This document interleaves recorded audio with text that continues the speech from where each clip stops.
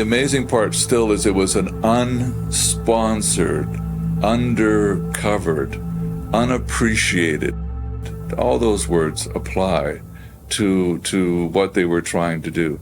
I guess in the beginning we had heard so much from so many people that, you'll never do this in a million years. We had even, cousins that had invited us over and said, for dinner, and then the party kind of developed into more of a, your dad's crazy, and what are you guys thinking about going on this trip that your dad had planned? Don't let him drag you into this thing which could easily cost you your lives. Part of you hear that little voice in the back of your head that, you'll never do this, you'll never get there.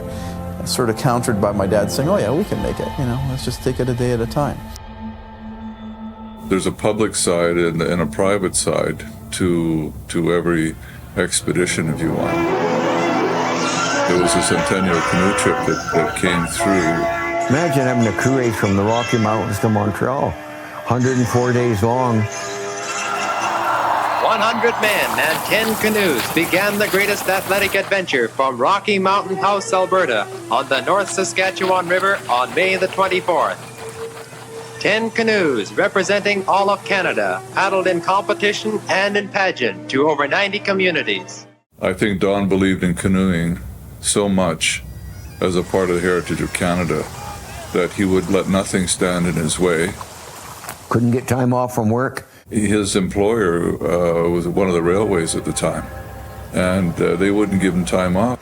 So I said, well, if I don't get time off, I'm going to have to resign my job. They basically laughed at me. You got 3 young kids, and you're going to quit your job? I think his wife had had enough by then, and so he went in any event. Retracing the route of the original voyageurs, the fur traders, and the explorers in Canada's history.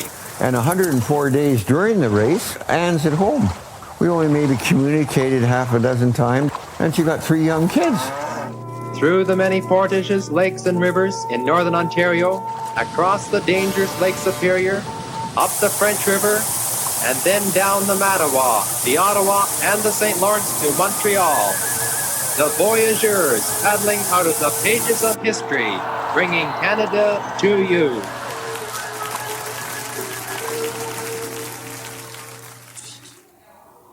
I come back home, and hands me a letter, and I said, what's going on? She said she'd made up her mind 2 years earlier to leave. Oh, I was in shock. I could hardly talk. So she goes. I'm in this empty house. As soon as the marriage broke up, the kids who I adored were gone.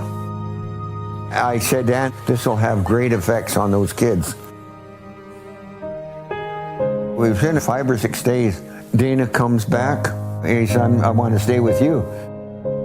And then Jeff, he come right over. I didn't know how to bring up 2 sons.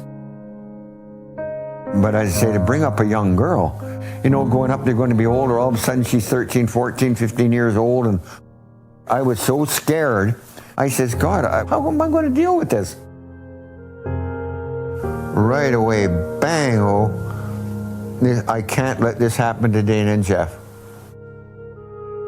And that was the start of the Amazon.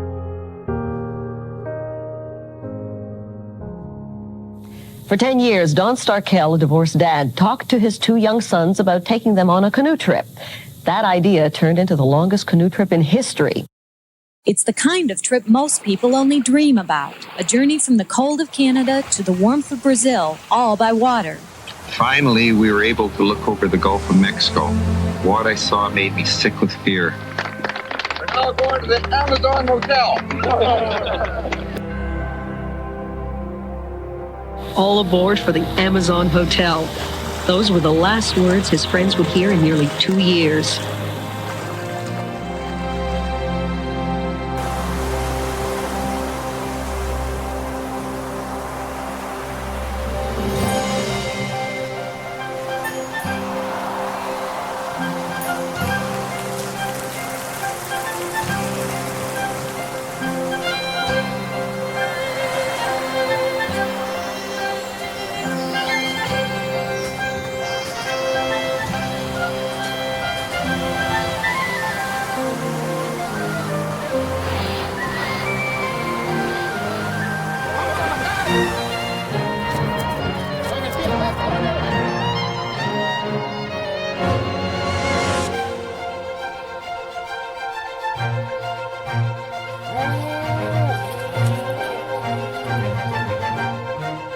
when I started off, honestly, in my mind, I didn't think it was possible to do the trip, you know, because it was just so far-fetched, and no one had ever done anything like it before. I remember him saying stuff like, you know, about, oh yeah, you'll see monkeys, and of course you don't think about the 6,000 miles of coastline that you're going to have to suffer through to get there. And they were kind of going over and over, you know, this is crazy, you're all going to die. If somebody said to you, well, let's go canoeing, Richie, you know, we'll go canoeing for 3 days. And I think, well, that's a good idea. We'll go canoeing, but not 2 years.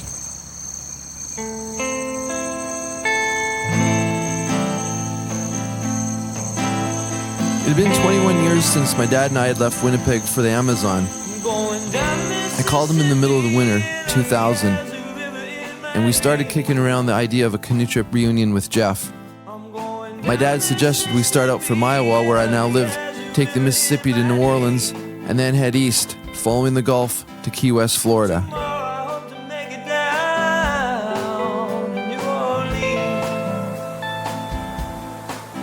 My brother Jeff, who had paddled with us back in 1980, had to drop out because his wife was pregnant and about to give birth at any moment. We've been paddling down the Mississippi for a month now.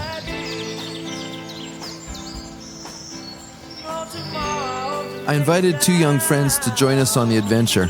Jason Carl, a postal worker from Princeton, Iowa. On the weekends, he worked at the music shop where I taught guitar lessons. And Josh Sparks, also from Princeton, who just wanted to get away from it all for a while. Summer vacation of a lifetime. They're teaming up with a famous canoer for a 3-month trip. Here's where they're headed. They will leave tomorrow from Princeton, Iowa. From there, they will head down the Mississippi and canoe to the Gulf of Mexico, then along the coast to Key West, Florida. The man leading the trip has canoed over 50,000 miles in his lifetime. Tonight, he is getting ready for his latest journey, a trip down the Mississippi.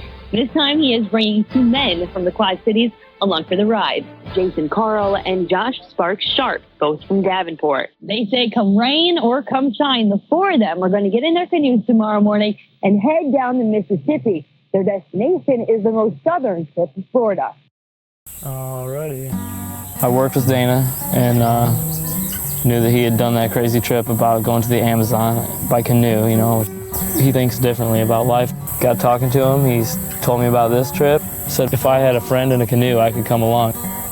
Once I heard that, you know, I knew I was gonna go on the trip. And, you know, Jason told me about it and I was like, that'd be totally cool, man, you know, just to get away from this Davenport town that we've lived for, you know, just get out of here. Every single piece of our trip, maybe 20, 30 different explorers had done a part of this trip. So I knew in my mind that all that trip was possible in segments. On the Red River, we had La Vérendrye. On the Mississippi, had DeSoto. They had different pirates in Louisiana. And then there the Mayan Indians paddled the whole Mexican coast and Yucatan Peninsula. And Oriana, who we named our canoe after, he paddled basically the full length of the Amazon River. No one had ever paddled a canoe from North America to South America. Everybody in Canada is thinking east-west. Transportation corridor, fur trade, exploration. Starkell is going against the grain. He says, let's go from Winnipeg to South America. And in doing so, he in fact, unwittingly, is really recreating this historic transportation corridor that took people to the Caribbean for the first time. 2 kids at 18 and 19 would leave all their friends, their bands, their girlfriends, and commit themselves to go away for 2 years.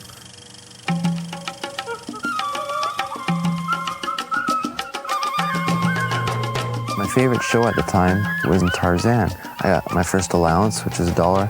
I went down and I went to the corner store and I saw this book, this little mini book, Tarzan. And the thing that sold me was in the back it had the language where you could talk to all the apes. From reading that book, I got the idea. I thought what I wanted to do was walk down to the jungle and be just like Tarzan.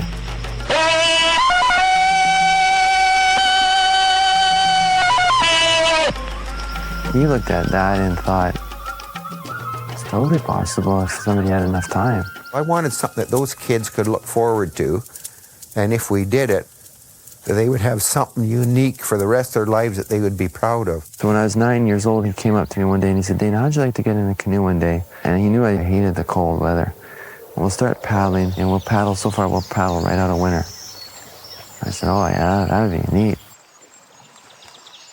He said, well, if you'd like to do something like that, he said, all you have to do is wait for 10 years. And I'm thinking 10 years, and I added 10 years on till I was 9. I'll be 19 years old, I'll be an old man. You know, and it just seemed like a million years away. In the sort of early part of it, you know, you sort of think, oh, that's so far away, it'll never happen, you know. You coming, Jeff? Oh, yeah, I'm coming, you know. And then, you know, you see life in a very different way. You know, you have all your friends, and you're sort of out every night and meeting girls and all the rest of it. And you know, that becomes your life. And now the idea of sort of going away from all that was very difficult. I started off playing guitar when I was 10 years old. And prior to leaving on the trip, for a couple of years I was playing in a rock band in Winnipeg. And everybody in the band, they couldn't understand that I was going to take off on this 2-year canoe trip, since our band was just starting to take off. And as much as my heart was in that band, I knew that this canoe trip that we were about to take, it had the potential to be something really unique in my life. It was pretty obvious to me that Jeff was a little more focused on things. He saw that there was a life outside of what his father wanted to do. And your friends are going off to college and university, and you're sort of thinking, you know, I'm going on this canoe trip, and thinking, you know, am I going down the wrong path here?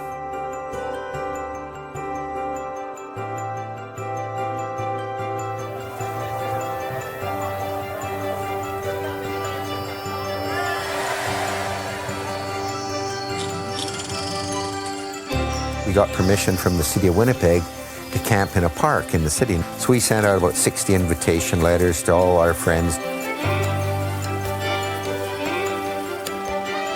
It was quite a wild party. I mean, all of our friends were there, and sort of everybody knew from high school, and we were sort of having our last big, you know, go crazy before you go away on the big canoe trip. They stayed all night. There's one guy dancing on top of a car in the morning. I remember covering the story. I saw these 2 aluminum boxes, and we're going to put them in this extended canoe, and we're going to go to the end of our street at Bronx in East Kildonan, and then we're going to put it in the river, and off we go. Then all of a sudden CBC television comes down. We didn't want any of this nonsense. I think it's the toughest thing anyone's ever going to really try in a lifetime. It gets tougher to go into more hostile type of territories. So we took off, launched off a sewer pipe. And I remember as soon as half a dozen strokes away, pretty near fell into the river before we got going. And it was so embarrassing because all this was on TV. We're going to the Amazon, can't even get in the river. The Amazon Motel. The next 15 minutes, I think, was one of the toughest 15 minutes of my whole life. The thing is, it's just not yourself. You got 2 young men there.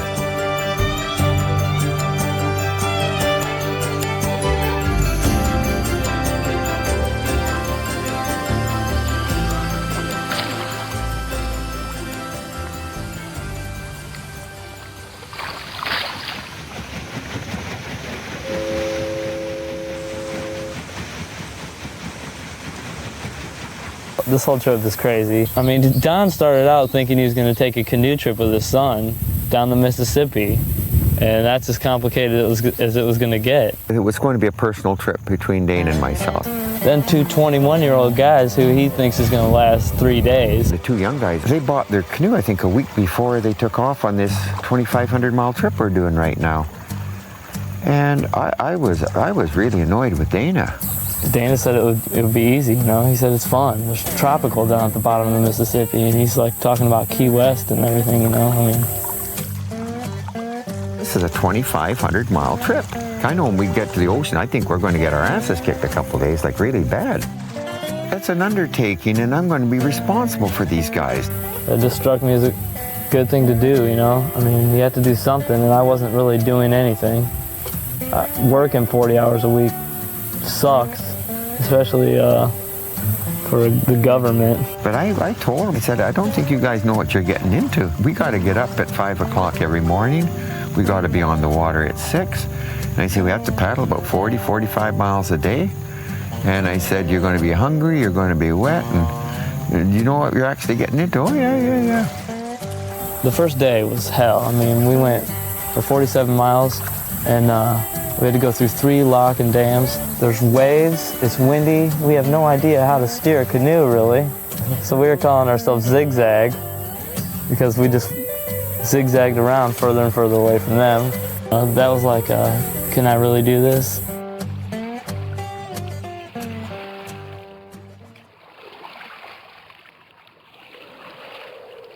And that first day was a really long day. I mean, we were paddling upstream. I mean, just basically paddling as hard as you can, reaching forward, digging down, and pulling the paddle like, you know, what you do in a sprint or something. And the canoe would be just barely moving forward in the worst of it. And you'd sort of look at this and think, you know, this is impossible. You know, we'll never get there. On our first day, we paddled 30 miles upstream. We were exhausted. We were greeted by Donnie, a good friend of Jeff and mine, and Eddie Allman, a longtime friend of my dad's who had prepared dinner for us. We devoured the meal and turned in for the night. Our hands were blistered, but that would soon pass. What I remember most as I fell asleep that night was thinking about the adventure that now lay ahead.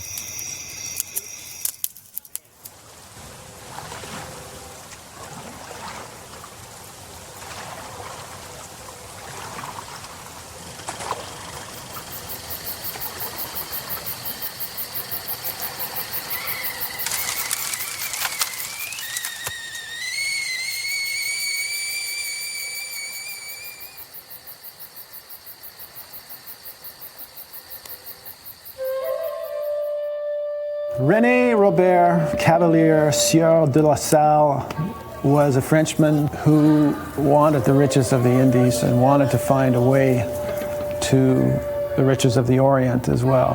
What I think of La Salle doing was establishing a sort of cultural pipeline or communication corridor between what is now the American South and Canada. When you go down to New Orleans and have a full-on experience at Mardi Gras and celebrate the Cajun culture that's there, it's culture that connects directly to St. Boniface, the French community in Winnipeg. It's the kind of trip most people only dream about. A journey from the cold of Canada to the warmth of Brazil, all by water. They're shunning any mechanized help, and they predict it'll take them 2 years. His name was Oriana. We named our canoe after him. And he was the first white man that went down the west coast of South America right to the mouth of the Amazon.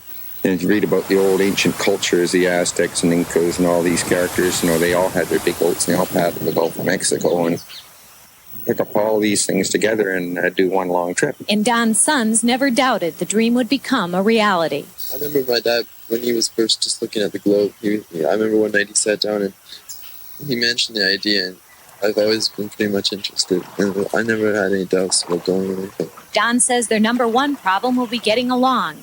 Other problems they expect to encounter, they also expect to overcome, including Minnesota's mosquitoes, so big they say they could carry you away. So while some canoeists doubted they'd really go, they're on their way. My friends Jason and Josh had been with us on the river for about a month now, and after kind of a crazy start, they were really starting to get the hang of it. The only reason that I really want to come on this trip is just so I can learn as much as possible. That's all you do daily is learn.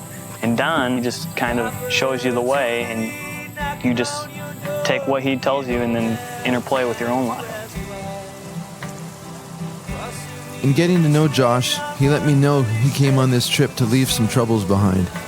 They're two young guys that have spark in them. They're willing to work. They cooperate. Anyone like that, I want them to have an experience. All the stuff that we've done on the Mississippi is so wild. I can't even imagine that. Do you still find it interesting? Every single day. I remember starting to have problems with asthma when I was about maybe 5 or 6 years old. And one of the key reasons I went on the Amazon trip was I was sick with my asthma when I was a young kid.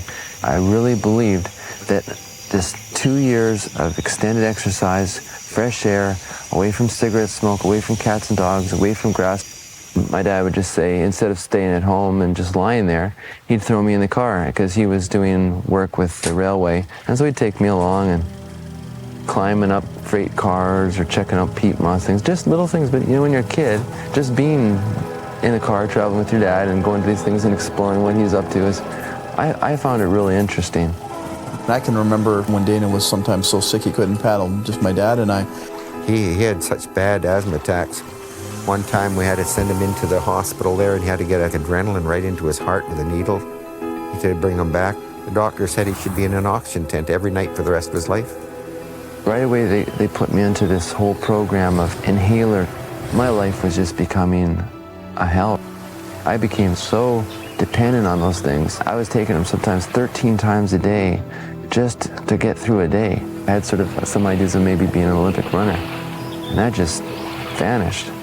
But before I left, the doctors told my dad that he was crazy, that he was going to kill me. 2.5 months into the trip, I took my last puff of an inhaler, and I've never used one since.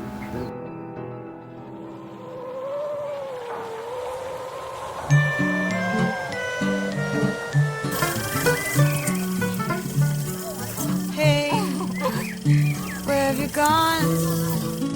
Have you carried Before we did start the trip, there was another thing I said to them. They were very young, 18, 19. I said, this trip has to be run on a basis of 2 years, that we're going into hundreds of communities, and we don't know the taboos. I said, I don't want either of you getting involved in any way with any. So you made a pact? No women for 2 years? That was pretty well it. Like what? Why don't I believe you? I don't think many men would brag about that.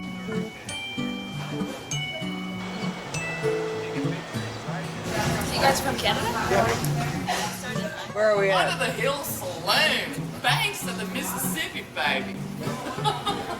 We would come into these little communities, and a lot of times, you know, women would be coming out of the woodwork. But most attractive women have boyfriends, you know, or dad or something, and it's like, am I going to go wandering off when everybody down there practically has a gun and their sense of justice is different?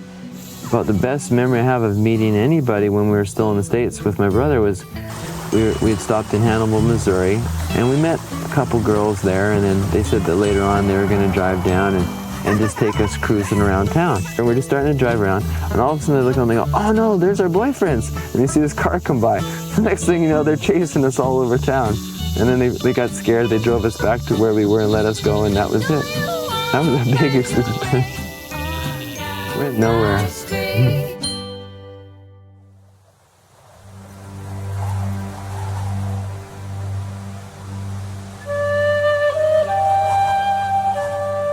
My dad knew little about his family history other than the fact that they were Germans that lived in Russia. His great-grandfather was one of the highest officials in the Lutheran Church. One grandfather was even awarded a medal from the Tsar of Russia. My dad's grandparents migrated to Canada when his father was 5 years old. A short while later, the Russian Revolution broke out in 1917, and most of the Russian royal family that included my dad's relatives were executed. This picture of my mother and father is taken at City Hall, but that's the only time I saw my parents together. I have hardly any recollection of living with either of my parents. She had 13 children. I don't think she brought up any of them, me included. When my grandmother was pregnant with her second set of twins, my dad was placed in a children's home due to neglect. At 2.5 years old, he had been in and out of the children's home while being placed with 2 different foster parents, only occasionally raised by his real parents. On October 29th, 1929, the U.S. stock market crashed. This day would ever be known as Black Tuesday. It was a challenging time to be raised. My grandfather was unemployed like many during this time.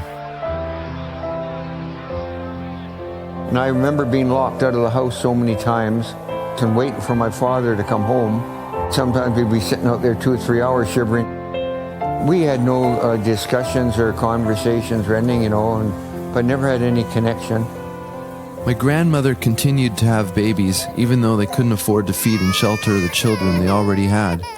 So Dad was bounced from boarding house to boarding house until he arrived in a temporary foster home for 10 days. That 10 days turned into 15 years after the Roberts family decided to take Dad on as a foster son. They had 5 sons. 2 were in the military. living in North Kildonan, canoe in the front yard. I love that canoe. It gave me my first freedom. 1950, it flooded that whole front yard, and it was down deep, about 10, 12, 15 feet. I would jump in that canoe. I could paddle for miles, and I delivered bread and milk to some of the neighbors. I'd go to the stores, and every single day I go out, I learned something. At every opportunity that I had, I wanted to be in that canoe. At school, Dad discovered his natural ability for sports. He was a first-class runner, swimmer, hockey player, and particularly good in baseball. A ball wouldn't get by me like I could catch a ball.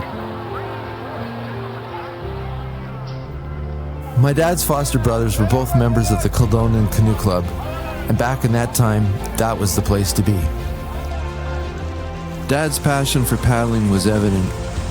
He and his new friends at the club would adventure out to some of the most pristine lakes and rivers that Winnipeg had to offer.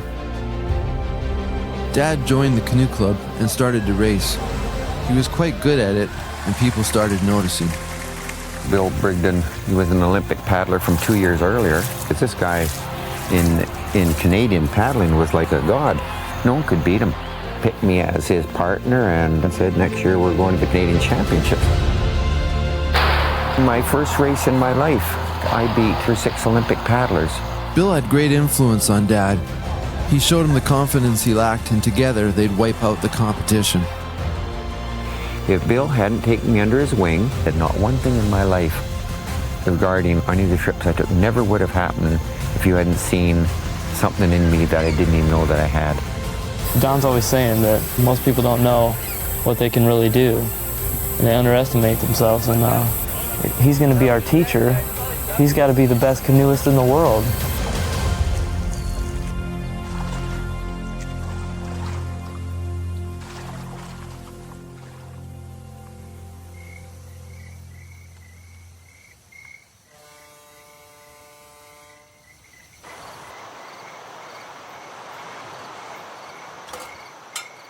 At the end of the day, because you're always together, it is nice to be able to step out of the canoe and just kind of have your own space. It's nice to be able to walk away, sit down with the guitar, and you just sort of disappear into that world for a while. We landed right away. His first thing was to get to his guitar. There he'd be sitting down there, serious, practicing these pieces. I always thought it was amazing just how something very simple could end up being something that is a lifelong passion as opposed to just a job, because my dad would build on something that somebody was already interested in. My brother Jeff, when he was interested in electronics when he was a little kid, my dad used to, when he worked at the Y, one guy worked for the telephone company. So practically every couple of days he'd get some little miscellaneous parts and wires and bulbs and stuff, and he had his electronic room downstairs, things lighting up. Everyone should be good at something. You know, and I used to say that I don't care if it's standing on your head or throwing things or singing, but you have to be good at, I think someone should be good at something they can be proud of.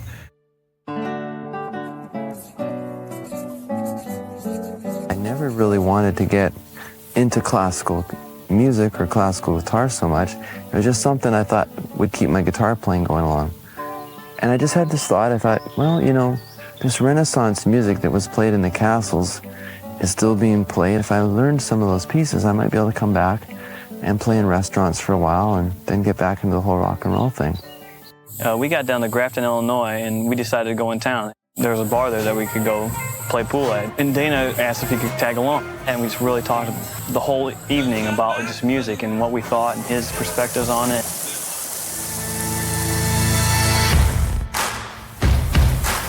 We're coming into Memphis and we're listening to the radio while we're making breakfast. And there's these new Queen songs being played, you know, one after the other. Wow, this is really cool. And one of my favorite bands. And they mentioned that they're playing in Memphis that night. At the time, going through the United States down the Mississippi, we were kind of like going down the red carpet, because this was, you know, just shortly after the Canadians had smuggled all these Americans out of Iran, these hostages. And the Americans, they just loved Canadians for that. Everywhere we went, when people saw that we were Canadian or flying the Canadian flag, people were just reaching out to us. So next thing you know, I'm down at the Coliseum. The security guard was at the front entrance. I said, I'm from Winnipeg.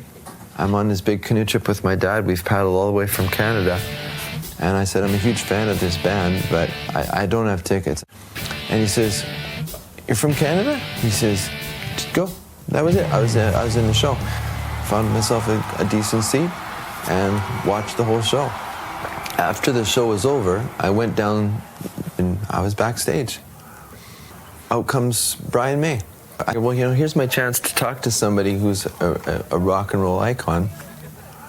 I just kind of jumped in and started asking him questions, I think I told him we were on a canoe trip from Winnipeg, because I was all burnt up. My hair was all white and everything and that. I think he was curious why I looked so weird, Dana has done everything. He's lived in Arizona where he learned how to be a recording engineer.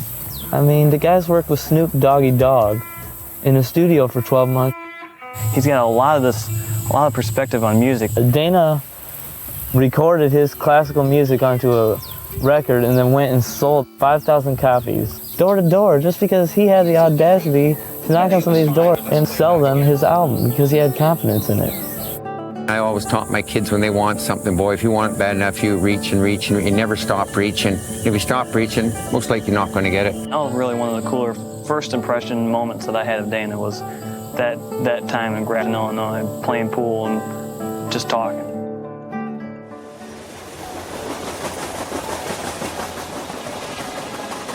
For the first time in his life, Dad felt happy in his new family situation that had fortuitously come about.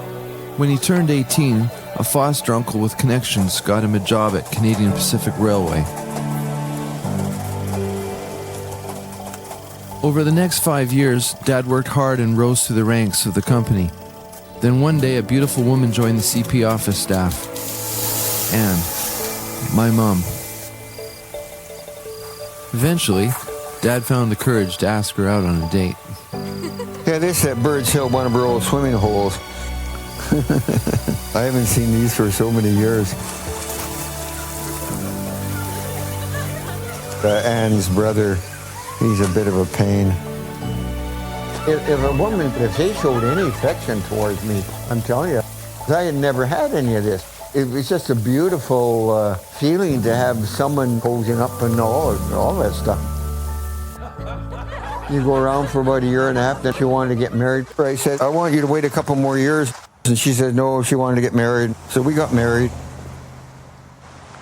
We went down into Florida on our honeymoon. And we went in the fall because it was hurricane season. All the hotels were vacant and good rates. Get married and you want to have someone you can, hello, good morning.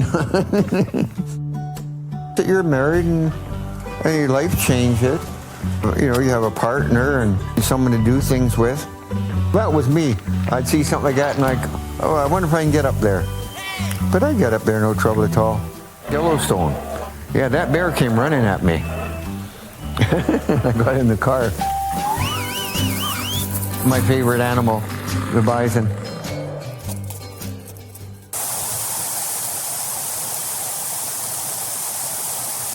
Anne was on the quiet side. Her attitude to a good holiday would be go to New York City and party for a week. And that was not me at all in any way. But everyone has differences, eh? The forecast, cloudy. A year later, we had to move to Brandon. See, there's one thing I made a big mistake about my marriage. I would be working all week. She'd be home doing housework. So I'd go out on the weekends. I'd take my gun and I would go out there and I would be out 5, 6, 7, 8, 9 hours. And that was all a 3-year period. She was doing the dishes. And I walked up behind her, put my arms around her. She just shrugged me off and that really hurt.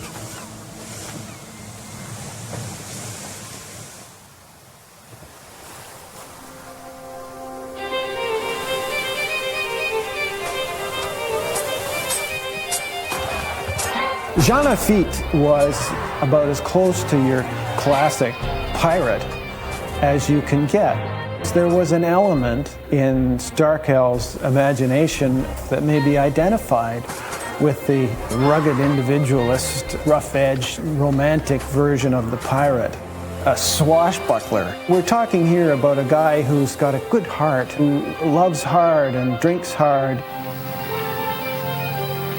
Starkell is determined, obsessive, the kind of guy who likes to chop wood. He's got enough for about 5 Winnipeg winters. He's like a Superman.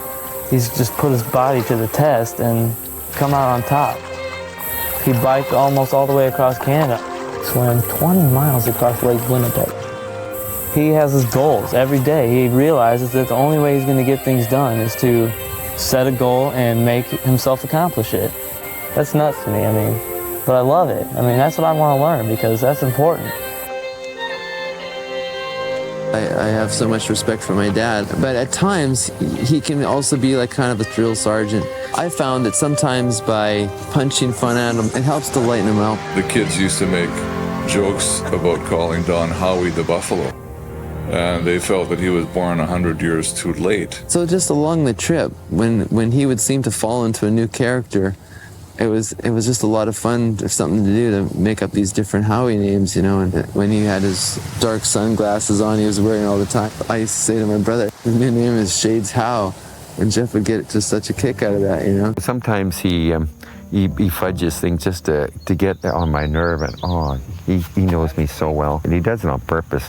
He thinks it's a big joke, and I get mad.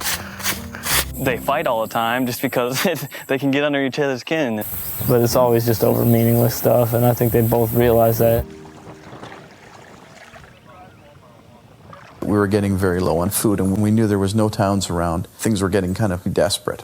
Our last food was this little bit of pancake batter that we had to make some pancakes. There was enough for us to have, you know, half a pancake each, and then there was this one leftover one. Dana's attitude to everything is, if you get one, I get one bigger. Well, right away, I wanted a pancake, you know. And so this conflict arose over the pancake. I was really mad. This is our food. My dad said, no, that pancake is our food for the next day. That's all the food there is, you know. And of course, big arguments start. I think I had picked up a water bucket and threw it at the canoe, and I ended up smashing open. I threw it so hard, and next thing you know, there's a big fighting match going on. And I picked him up and I threw him somewhere, and he ended up in these cactuses. It was a tense moment. I mean, at 18 or 20 years old, you know, you're at the point where you're sort of, you know, you don't want to be told what to do anymore so much. Everybody there at that point had these real bad feelings because, you know, it's like, here we are, we're supposed to be trying to work together, survive through this thing. There's no way we can do the trip unless we're a team, and we're all sitting there fighting each other. And then he ran down the beach like a gall-darn road runner, and I tried to catch a little son of a gun. I couldn't catch him. And he'd sit down there making faces at me about 100 yards away, and if I would have kicked his behind. You'd lie down side by side that night, make your peace, and away you'd go the next day.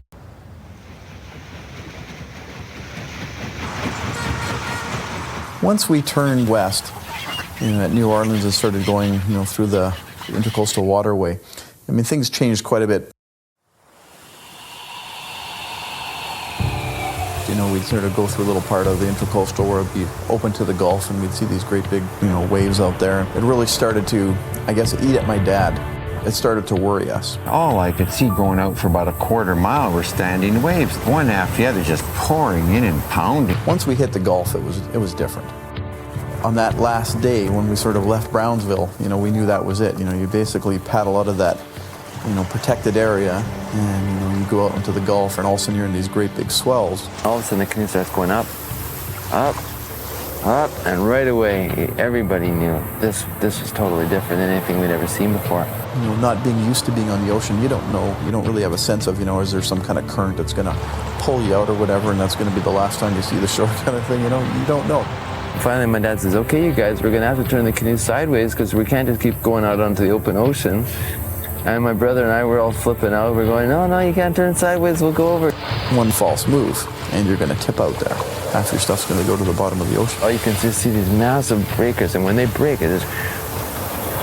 all you see is the backside of them all turn white. I mean, you don't see the shore. I mean, you're down in the trough, and all you see is a great big wave, you know, going up. We have one that kind of grabs us from behind, and my dad's there, paddle as hard as you can. So we start paddling, and I go and take about 2 strokes, and next thing you know, the canoe takes off like a rocket. It's like a motorboat. And I'm paddling as fast as I can. I can't even hit the water. It's going past me so fast. Kind of get up on the wave, and my dad would be sort of up there, and Dana would be down there, the water kind of up to his neck. And then the wind started coming up, and our canoe covers weren't on properly, and all the clips were falling off, and waves started coming in. And then a couple seconds later, you'd get a little sideways, and over we'd go. We just kind of filled up, and we jumped out, and we ran it to shore, and we were all kind of demoralized. That's where we got our behinds kicked so badly. We didn't get that far that first day, did we? I was terrified. Like, I had a lot of paddling skills, but I knew no way that I could paddle a canoe and launch off any type of beach that had waves like that. We knew, boy, we're in trouble, because on those days when we were out on the Gulf and, the waves were just pounding in there, it was, absolutely impossible to launch a canoe there. Made another couple miles the next day, and we tipped coming in. We lost all kinds of stuff. And, when we looked at that, we said, we can't go. I mean, we can't launch the canoe here. So the problem becomes one of, it's just going to take you too long before you can actually make progress. This trip that I'd been looking forward to, it seemed like my whole life, had all of a sudden come to an end. That's it. We're not going to be able to make it. The Gulf was more than we had anticipated. My dad decided, let's go to Vera, Cruz and kind of regroup and, figure out what we're going to do.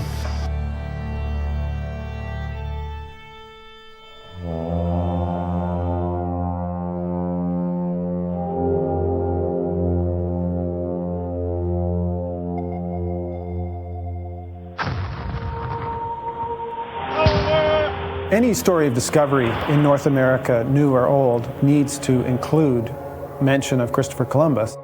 He really began the parade of Spaniards and others who came later of varying nationalities. And for that reason has marked a place in history that forever changed the world. You talk to anybody involved in First Nation culture, Aboriginal culture in North America, and you would say that was the tip of the iceberg that scraped up on this continent and killed 90% of our people.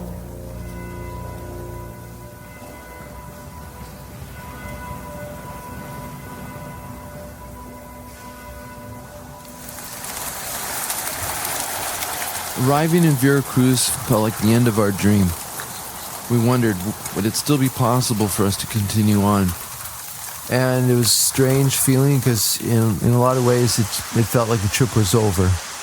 My dad had rented our house out for 2 years. My dad said, if you want, we can stay down here in Vera Cruz for 2 years.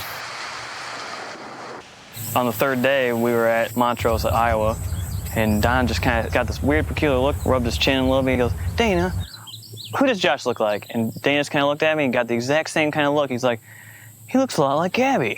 I was coming out one day with my friend, and we were going to the cinema, and we see these two sad-looking fellows. They had tried to get a room in the boarding house for students, and the lady, Miss Eloina, just said they just look basically like. And they told me the story about paddling from Canada to basically the north part of Mexico in a canoe. The story, I have to be honest, it sounded kind of unbelievable. It was different for Dana and my dad. Dana was, he was a musician, and for him to play his guitar all day long, what could be better?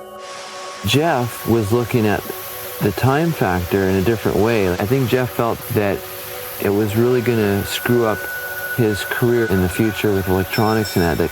It wasn't like me, where I had my guitar there every day I was practicing. He was really taking a 2-year break from what he wanted to do.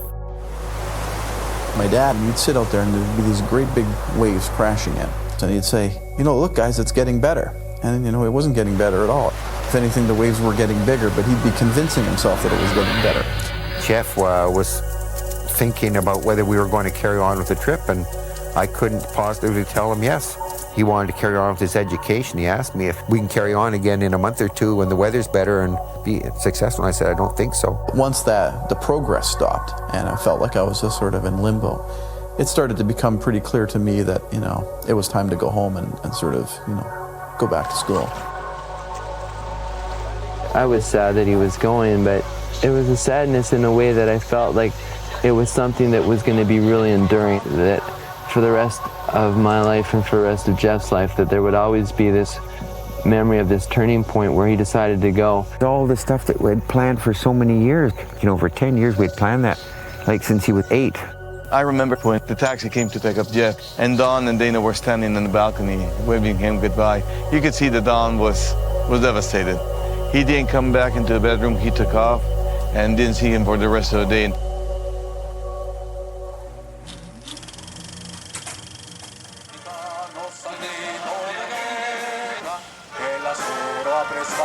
When Jeff decided to go back to Canada, we were all trying to save a little bit of money, so we ended up sharing the room. But it was fun times. It was about, 4 months, every single day, having our meals together, just going out for strolls.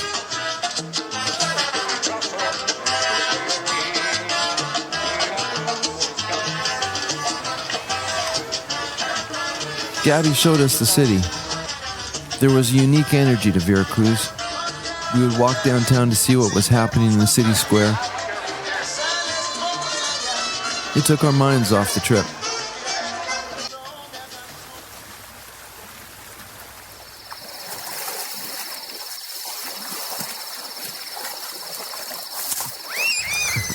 Don, every day, he would go out fishing his meals. He had this spirit about being able to support himself. Almost every single day, I'd be snorkeling for 4, 5, 6, 7 hours straight. Everything else in the world just disappears, and you're in your own little world. And when your mind is not filled up with all the newspapers, the TVs, and all the other things that are roaming around. They had lost a few ships there. Cortez, he landed in 1519 there. I saw things that no one has ever seen before. You can't make a mistake. You got to beware of, like a shark might be approaching. So you have this fear out there, but yet you're also seeing all this beauty.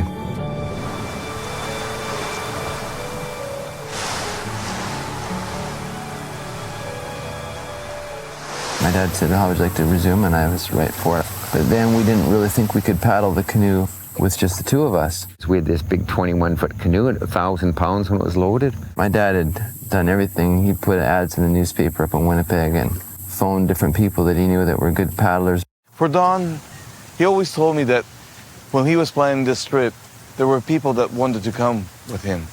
We couldn't convince anybody to come back with us. No one is available to take your call. Please leave a message. His words were, they know we have been defeated by the sea. It's easy to join a winning team. It's very hard to join a team that is losing. It took us basically 4 months to brainwash them into thinking that this was a cool idea. We had 6 other students living in the house, and they were as excited as I was listening to Don and Dana's story. But I think I had a little bit more of that excitement. He showed some interest in it, and we thought that maybe we could talk him into filling this 3rd seat. I really wanted to jump in the canoe and face the unknowns. It was an opportunity to be a little bit of what I had read since I was a kid. You had Lewis and Clark, Hillary and Tenzing climbing the Everest, Lindbergh crossing the Atlantic in a monoplane. That's adventure that somehow we all as kids have, but not all develop into a happening. But when we first asked Gabby if he wanted to go, he's just like, you crazy gringos.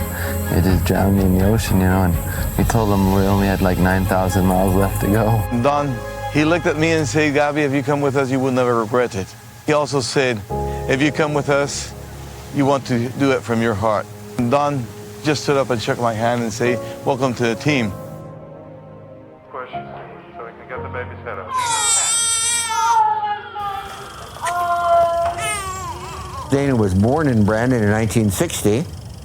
Oh God, I'm seeing this little guy, and I got a kid, and I'm responsible for that kid. You pick up the baby and you have them in his arms, and they're not very responsive when they're young. It was something that I absolutely knew almost nothing about. As soon as the little guy started smiling and saying things, and we could interact, then right away, things changed 100%. And Jeff was born in Winnipeg, 62, and Sherry was born in 63. Once we had the 3 children, like everything changed. Yeah, she loves traveling and seeing things and doing things. All this kind of came to a stop with the 3 children. Once Gabby committed to paddling with us, we had to return to where we had stopped at Washington Beach, around 10 miles north of La Pesca. I thought there was a plan here, but the plan was to hitchhike to Tampico, which is 600 kilometers up north. I mean, would you in your normal sense stop and say, yeah, I'll take you guys? I had never paddled in my life. You feel, can I do it? Can I actually have the stamina, the strength to paddle 10 hours a day in the sea? You don't know if you have that stamina. If you make a mistake on launch, you're in deep trouble because your canoe is going to turn over. You get smashed with big waves, and the waves are powerful. That very first day that we go out, but getting to that cold water in late February, we launch into the surf. If the canoe went 6 inches away from center, the next wave come in would just throw that canoe. All of a sudden it hit me that, Jeff was gone and this new guy was taking his place. Trying to get into a canoe when the seas were choppy and the canoe's moving from side to side, it's full of water. I was scared, that we would tip there.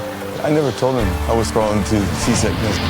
And I think it took me about 3 minutes before I was already sick and throwing up. I've never had an opportunity to be part of a challenge like this. You don't know your limits. You can go beyond what you have been tested.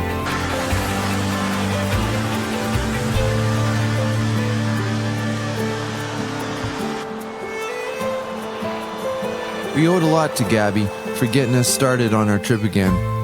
He quickly became a part of our crew and shared in the adventure. He helped us face the challenges, and together, we met many interesting people along the way. He was a wonderful person, just kind and honest and everything else, sincere. He's almost just like a part of our family now. We risked our lives together out there on the ocean and had some real funny times and craziness with being seasick and everything. Gabby.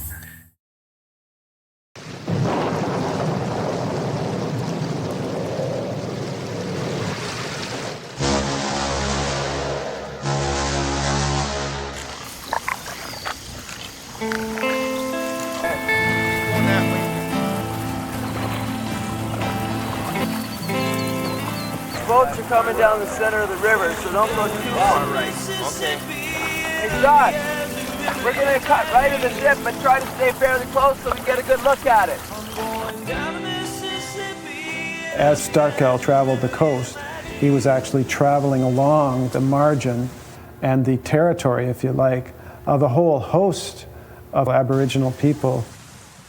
The Mayan culture had a rich canoeing tradition that predated some of his heroes. Once Gabby had left us, there was just 2 of us. Every single day when we went out there, it was life and death. You couldn't afford to make any mistake. So I'd have to hold the canoe straight into that water, jump into the canoe, get tied up without losing my paddle because waves were surfing right over the top. And then my dad would have to jump in. We get out onto the ocean, I'd look back and there's my be my dad, dry as could be. I had taken that wave over the front. The canoe was so long that I could get hammered by a big wave. By the time I got to the end, it would be gone. It's going into Venezuela. You come around a point of land, and I mean, an ocean-going ship is immense. What a monster.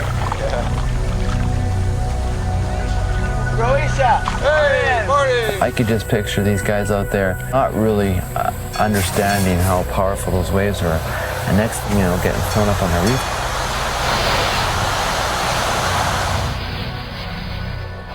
All we saw was twisted up metal sitting on shore. And those really scared me. It takes an awful lot of tolerance to discomfort to be that long in a canoe under fairly primitive conditions in a hostile atmosphere. We slept 1.5 years in the open, basically. On beaches, we slept in rains, in puddles. I had a clump of hair in my head, and it took me 2 months, so I finally pulled the thing out in the dark, and I'm trying to unravel this at night, and I find this big beetle running around in my hand, like, you know, and in my palm, and it must have been there for a month or two.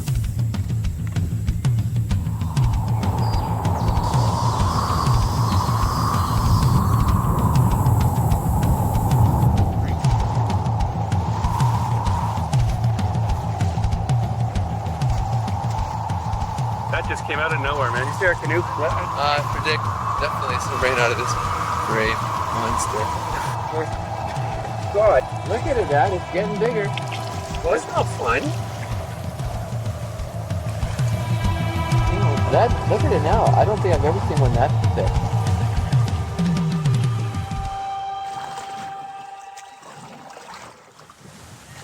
We had a pretty decent day of paddling.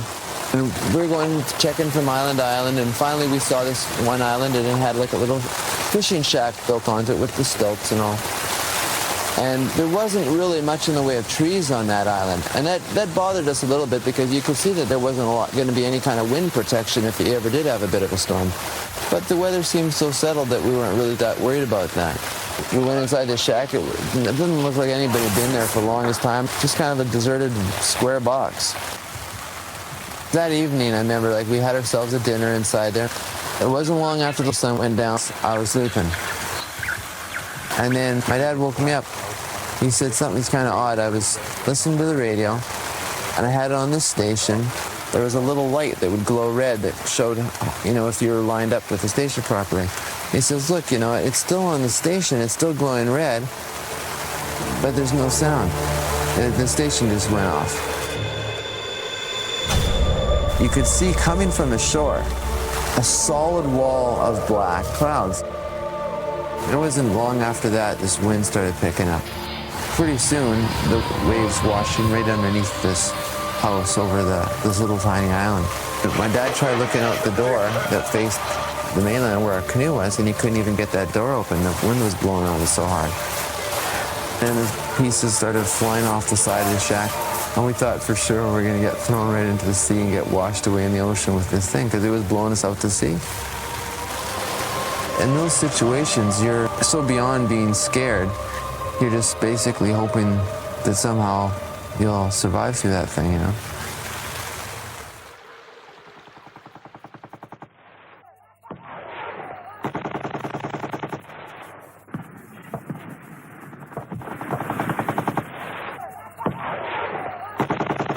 When we started the trip, I listed, you know, what were the type of things that were going to be the hardest to endure. I think first off I said weather, insects and bugs, water supply. But as I got further in the trip, it didn't take very long, man went right to the top. Man was our biggest fear. If you get in and out of that hot sun after counting 40 miles down, and then you finally get a campsite, you're tired from paddling all day. You set camp. It's very easy to get argumentative, you know, because everyone's fuse is short. We finally found a landing spot, you know, set up camp, basically had the bug house, and everybody was basically settling in and ready to eat. Well, some of these people, they think they, like, you get to the point they're on the river, they're working, and after a while they think they own the river. And no one else should be on the river but them. The river is ours. It's everybody. Don is just the most interesting guy I've ever met. He has confidence in himself. I mean, I think confidence is one of the most important things, really. I mean, I know it is. It's pretty much what takes people as far as they go, really. I mean, just that cop incident the other day. And all of a sudden we see this officer sitting there with a notepad taking information. I'm like, man, we don't want to be moving, because another campsite after not even really seeing one for 40 miles is not a good situation. The Forde doesn't want y'all out here on the property. Probably the first thing they say to you ever been shot at? And I stupidly said to him, yeah, at least 15 times. I think I scared the hell out of the policeman. And Dana said, you shouldn't say things like that. The next thing he said to us was, where'd you guys get your groceries? In other words, kind of implying that we had stolen some groceries and to eat because we were probably homeless and we're out there on this piece of cement eating our food. So y'all gonna have to leave, unfortunately. I stole an umbrella for the first time in my life from a cop. And Donna's like, your umbrella, can we have it? He's like, well, I mean, I guess, but I'm not gonna walk down there and give it to you. So Dana just started marching right up after it. Dana just took it and we took off. I felt we needed the umbrella more than he did. So I asked him if we could borrow his umbrella, and he said sure. And I said, I mean to keep. And I think he was afraid to say no. Yeah. It's a pretty big umbrella. So we took his umbrella. He's just a total nonconformist. Certainly not. All right, buddy. He's dumbfounded because Don has the audacity to ask him if we can have his umbrella. Collects everything. Memories, souvenirs. I mean, having a lot of them forever. Life in the fast river.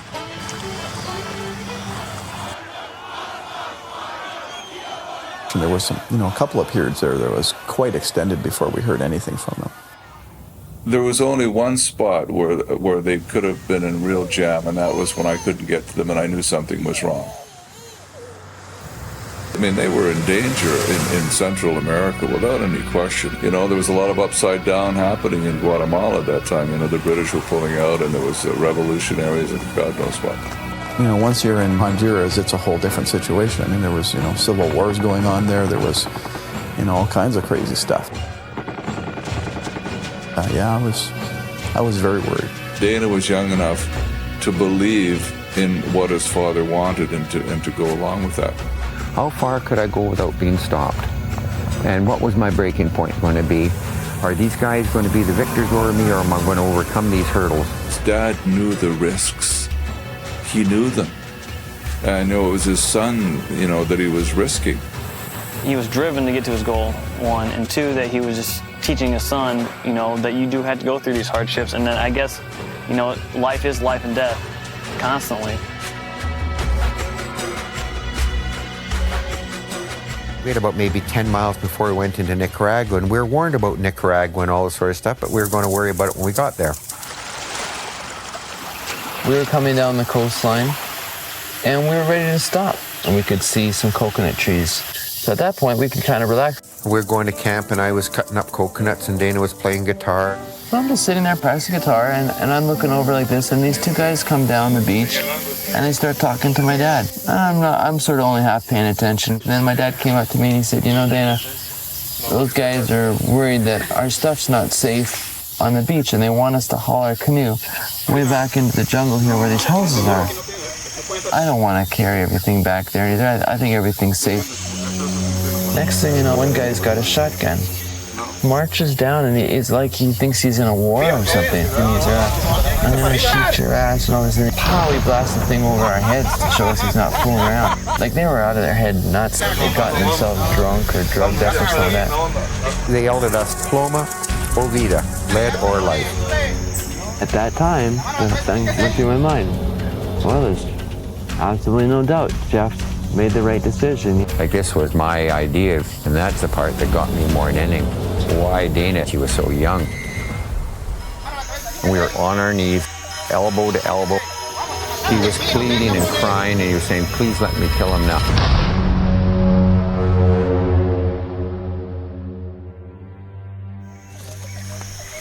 They decided they were going to get in trouble if they killed us. They took us 7 miles down this jungle path and turned us into this little, looked like a gorilla outfit in the jungle. There was no time to be afraid. All that I was thinking, what can I say or do? Somehow, I had to get in their head that if they killed us, that it was going to come back to them. The only thing that I could really think of was the fact that we had these United States Army stickers on our canoe, that we kind of looked, we could just as easily be American as far as they're concerned. And the story was going to be, there's Americans following us on this mission. They knew exactly where we were. Anything happened to us, they would know. And when we told the story to the captain at this little military base, and all he's concerned about is his little post and his position, these guys who we thought were just civilians were actually two soldiers. Now they were the ones that were in trouble. If we had been killed, which could have happened so easily on the trip, my dad and I'd be gone, and everybody would always say, boy, that crazy trip where those guys took, your brother and your dad, and they got all the way down to like Central America or Colombia somewhere, and then they were killed, and man, thank God, you were able to see what was happening. There was no victory. It was like a survival.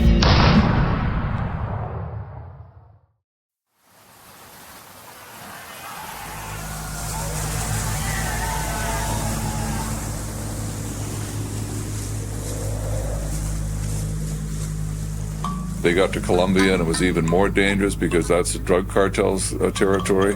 When we were going through Colombia, like, oh man, I'm telling you, it was day after day, guns or drugs or arrests or piratings, and it was just, I say to Dana, almost every time we saw a boat, it harassed us in Colombia. I mean, we met a lot of poor people that treated us like family. It was more the fact that there was just more of a criminal element in Colombia. They were much more inclined to just shake you down for something. We were just scared out of our pants all the time.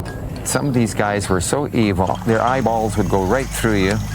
You know, every move you made, they watched, and everything was on possessions. My dad was looking to me as much as I was looking to him for a sense of security and ideas on how we could solve these problems. We paddled into Venezuela after paddling all night at sea, and it was 4 consecutive nights I think we had paddled. As soon as we got over the border, Dana was sitting a little higher in the canoe, and he turns around, we're in Venezuela. It was almost like this. We had a victory over Colombia, but we didn't have a victory over the oceans.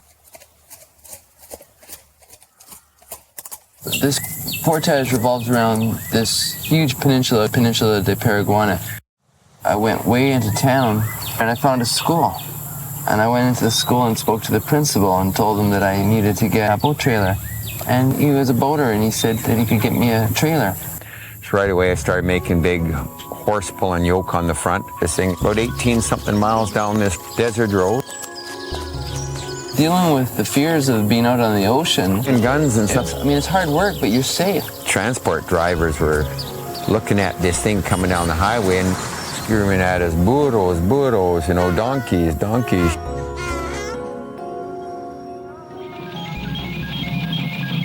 Lo que pasa en el mundo. The national news of Venezuela was impressed by the exploits of the two Canadians, although at this time the media in Canada had reported almost nothing about the Starkell. ¿Recuerdan ustedes aquellos personajes que filmamos en Falcón cuando en una carretera estaban con un tráiler alando la canoa para luego trasladarse al mar y que salieron desde Canadá el año pasado? Ahí los tienen. Llegando al puerto de La Guaira, John y Dana Starkell. La verdad es que la aventura emprendida por los Starkell y que muy poca gente se ha atrevido a hacer. El récord mundial de navegación en canoa es de 7.500 millas. Don y Dana han recorrido 7.900 millas batiendo dicho récord. Acaban de llegar ellos. John, ¿cómo estás? Oh, muy bien, gracias. ¿Cómo fue el viaje? Viaje muy bueno, muy peligroso. En primer año de viaje, no muchos problemas, pero en 3 meses pasado, no es posible, necesito muchos amigos.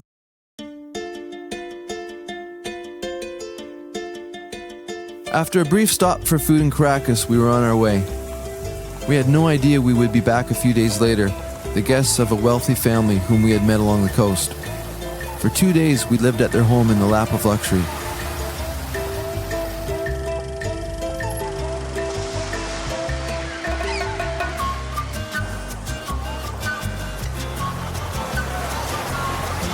It was an incredible break from the rigors of the coast before heading back to face a sea that seemed bent on taking our lives.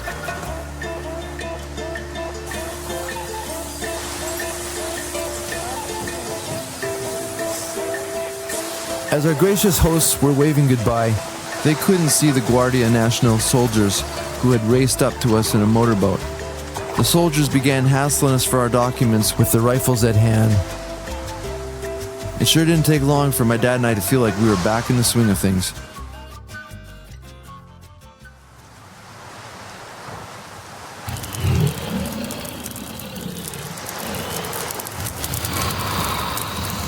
There was a number of times when he was going to meet us in different places, and then you'd get there, and he wouldn't be there.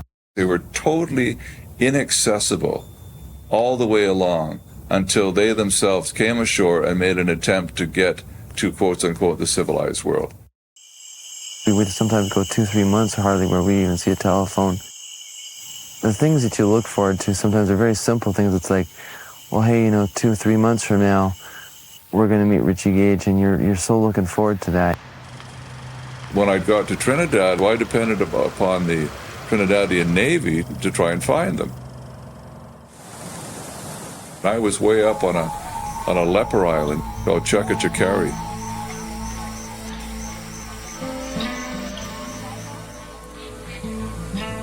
Up in a lighthouse there with a pair of binoculars, and I couldn't see a damn thing. Even freighters looked small, and I'd say, well, look out for these guys. We had to cut across the Dragon's Mouth to get over to Trinidad. It was still really treacherous. It's really scary. So vulnerable, like so out in the middle of this big open channel, you know. He said, come, Mr. Gage, you know, we think we found your people. Next thing you know, this big power motorboat comes by with a bunch of military people in it. There they were, you know, we're going like crazy, and we were trying to wave them ashore, and they weren't having anything to do with it. They were not going to come in. We're always being chased by these people to declare customs or whatever, you know. You know, it was military to them. They were just trying to hide from the military all the time. And as we're coming in, we're looking, you know, checking out all the bays, and we see this funny-looking guy, a big, tall guy. I figured, boy, that guy doesn't look Trinidadian. Finally, they pulled alongside. Sure enough, it's Richie Gage waiting with a bunch of different people, you know. I can remember Dana looking up and said, Richie, oh man, are we glad to see you. There was no saying, well, come ashore and we'll have tea. I just got in the canoe. They said, there's a space ferry, and start to paddle. By some grace, we got off that water and we were alive.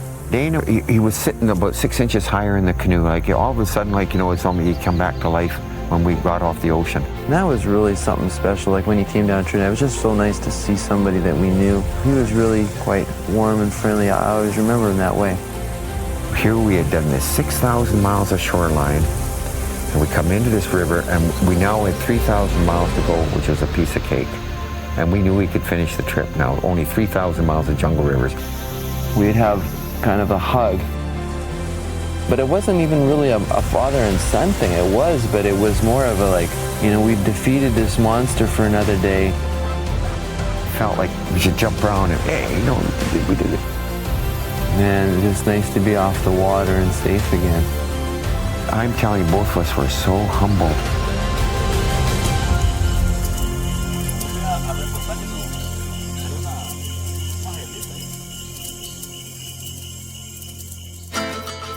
Francisco de Orellana is credited with the discovery of the Amazon River. He was looking for El Dorado. He was looking for the mother lode of gold. What Orellana stumbled onto was a human highway that had been used for centuries to get people from high in the Andes out into the Caribbean.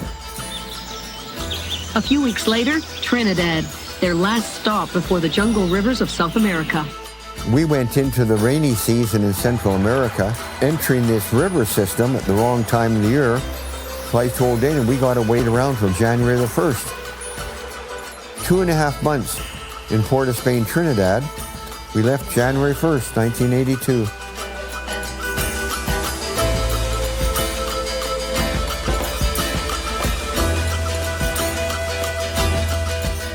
When I named the canoe Orellana, like, no one would recognize this name and appreciate it till we got to the Amazon River. And sure enough, the Indians all knew the name, all the local Brazilians knew the name.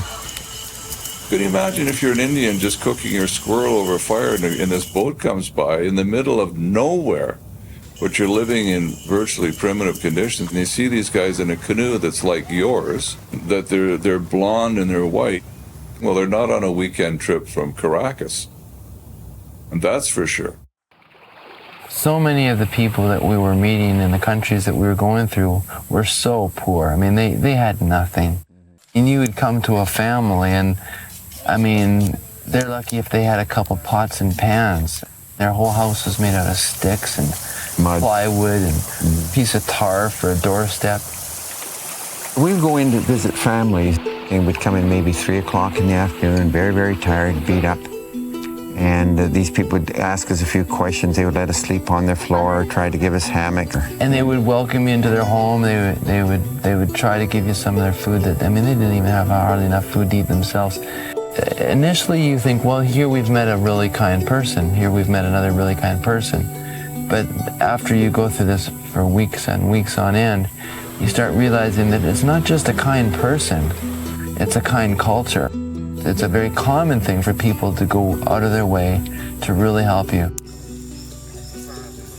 We'd come into a little community, and just the things that we had would strike them as being almost like from a spaceship, like, you know, a fiberglass canoe.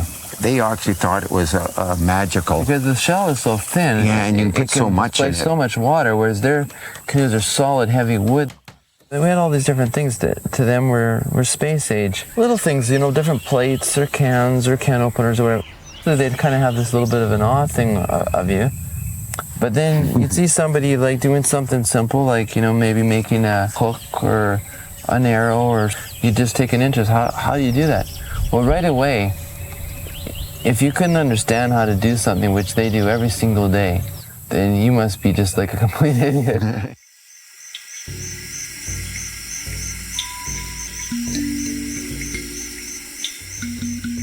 Alexander von Humboldt was a German explorer, but he was also a naturalist, and he left a pretty tremendous record of the natural history. When he went up the Orinoco River, von Humboldt was one of the first people to see the whole mystique and science of curare, the distillation of this toxin that was used for hunting with blow darts. The idea of paddling up the Orinoco River, based on what I know, with darts and electric eels and poison this and deadly that, I just, I wouldn't, don't sign me up for that. But no way, Starkell, he's right at it, you know? Snakes, bring them on. We get through these massive set of rapids, and we start getting up into the headwaters of the Orinoco. It's really thinning out, you know, and I come around a little bit of a kind of a hook in the river, you know, and I'm right in the front, and I look, and I can see this snake, and it's sitting on top of the log like a serpent, like something from like a dinosaur movie. And it's got to be 21 feet long, it's at least as long as our canoe. And so my dad's there. He goes, "Oh my God, Dana, we got to get a good picture of that snake." And he starts stumbling up on the log there, and he's got his camera, you know. And that head down to the middle just lifted up and swung right around, looking right at my dad. He put his arms up and started screaming at the snake. And the snake just kept coming towards him. And then when it got really close to him, it just, all of a sudden, it just slid off to the side. Massive splash. And just went right straight into the river. And then my dad's just standing there like...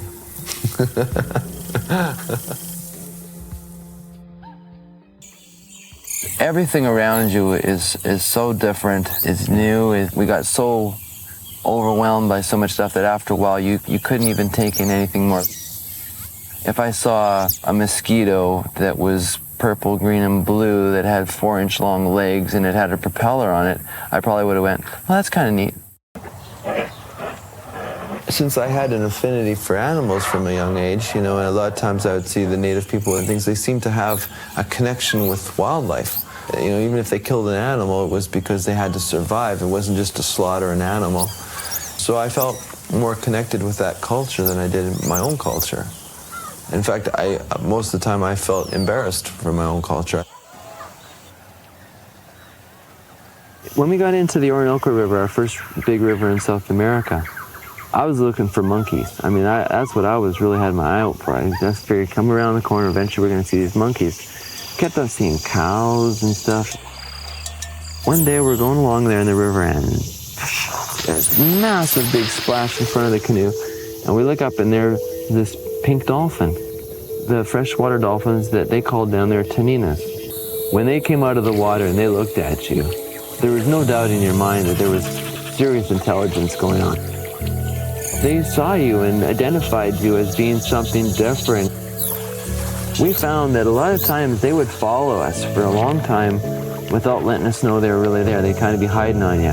But if you happen to catch one when it surfaced and it saw you with its eyeball, it was kind of like, "All right, you guys, they know we're here," you know, and then they'd all come out and they'd start swimming around you kind of thing.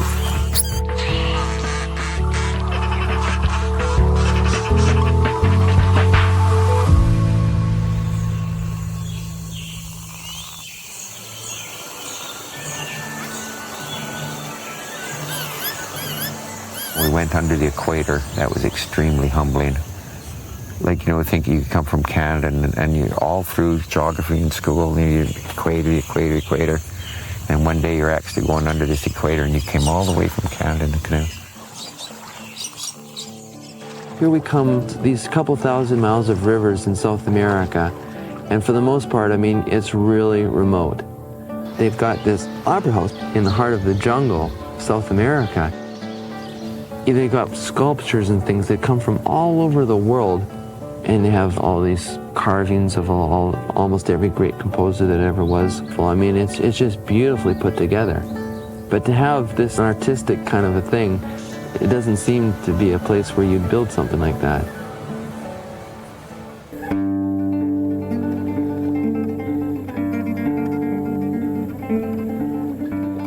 As early as I can remember, I always thought that Renaissance music was really just captivating, mesmerizing. It's just this mystical sound. There's something about that time, the music, even when it's happy, it seems to be sad. You'd come into a small community, and in a lot of cases, people were afraid of you. Sometimes we were just too scary looking. Sometimes we'd have people bring out guns and basically tell us we needed to move on and leave. But if I brought out my guitar, right away you could just notice that things would start changing.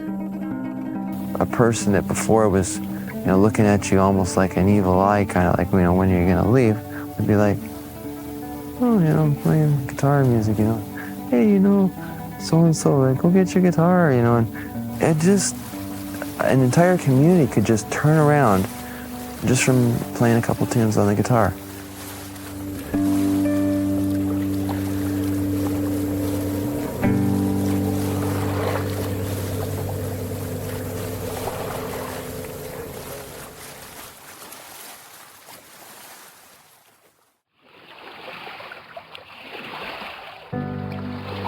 For 10 years, my dad was planning this trip. And for 2 years, in the back of our mind, we have this goal of getting to Belém. We've traveled thousands and thousands and thousands of miles. So the idea of getting to Belém that morning, it was, in that regard too, kind of hard to believe. It makes us pretty proud, especially when every single inch of that trip was on our own power. Every inch we carried, pushed, or paddled. We were up briskly at dawn, but spent the next 3 hours in slow motion, getting ready for our triumphal entry into Belém.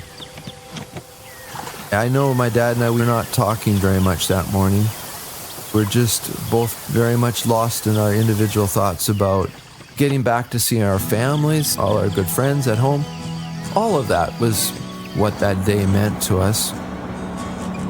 We had told Richie that we were going to meet him on May 1st.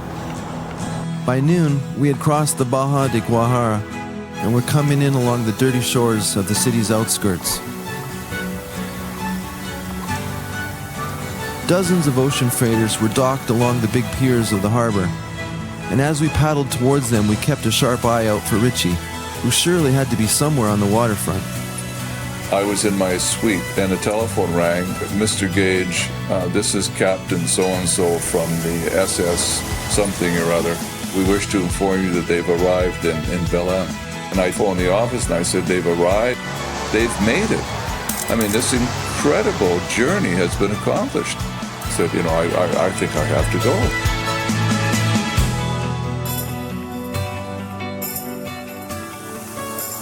We cruised slowly along beside the boats, asking anybody we could see if they'd spotted a Canadian on the docks during the past day or so. Nobody had. They just said, well, we're not going to send you just to do an arrival story. And by 2 o'clock, the truth had begun to dawn on us. We were on our own. Man, there's a gust there. I think it must have been up close to 40. I think we had about 3 inches. I know I got about 5 inches in the canoe.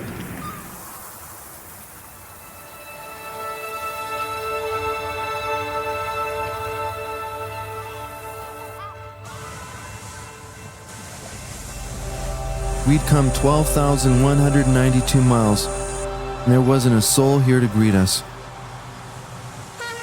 We continued along the waterfront, and then, once we got right up into the port area, and we looked around at each other, it was like we're here. We've made it. You know, and the trip was over. Arriving at the port of Belém was something my dad and I had been thinking about for nearly 2 years. We were incredibly happy to be there and very grateful that we had to come through all of that and still be alive. Our success also meant our trip was over, and in many ways, neither one of us really wanted it to end. We would have loved to have arrived as someone and shared our feelings of jubilation with Richie, but in the end, our sense of triumph was personal. We had done it.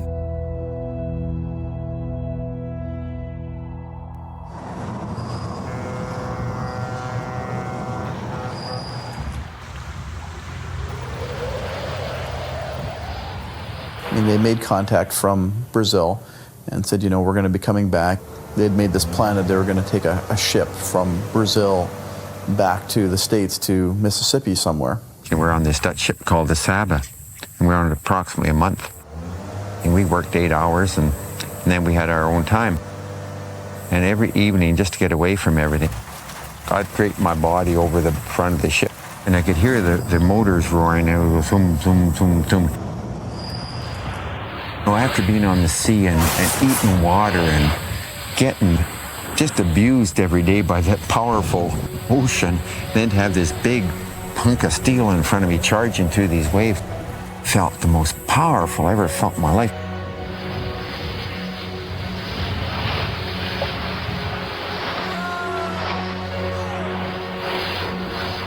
They won out over distance. They won over hardship. They won out over skepticism. And they won out over themselves. You look into all of these new reality shows that they're testing their limits and they go and eat worms and all these kind of things. That's just television. This was real life.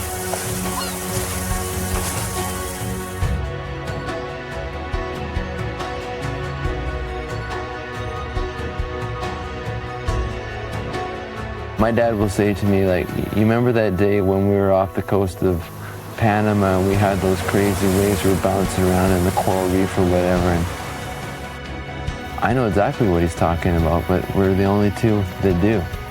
We did pretty good. We brought the canoe home in one piece. I mean, God, 12,200 miles.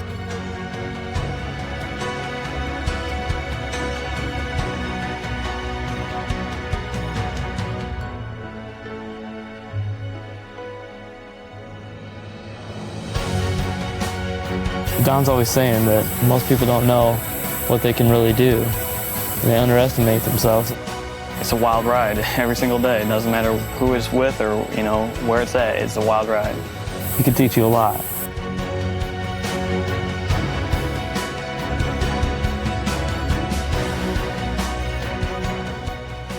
To anybody that's considering doing whatever venture it is, you know, whether it's a canoe trip or a bicycle trip or whatever, is to just do it.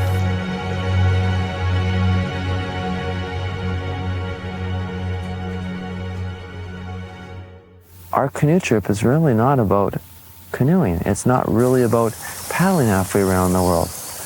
Our trip is really about something that somebody wants to do really badly, especially when you're a young kid.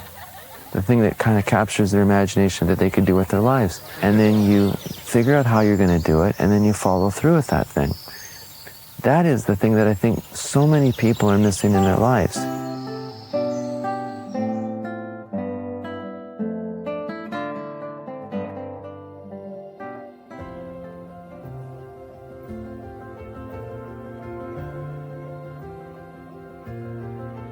So there she is, a canoe named after a Spaniard. But Oriana is no longer about some 16th century explorer. It's about Don Starkell, this absolutely spellbinding madman out in Winnipeg. He's shone a light on an aspect of who we Canadians are that needs to be applauded. I remember Dana saying to me just before we started, he says, you know, Dad, if we do this trip, it has to be our trip. And this was coming from someone quite a bit younger than me, and I said, that was pretty neat. Everything I think they do in their life now, it's affected by that trip. The people they met, the kindnesses they got, how someone that has absolutely nothing can save your life at times, and it's so humbling. We had this incredible feeling of we were doing something really crazy, unique, something different that we knew that for the rest of our lives we would always remember. And I did it with my dad, you know, who I miss so much, you know. And that was really what it was about.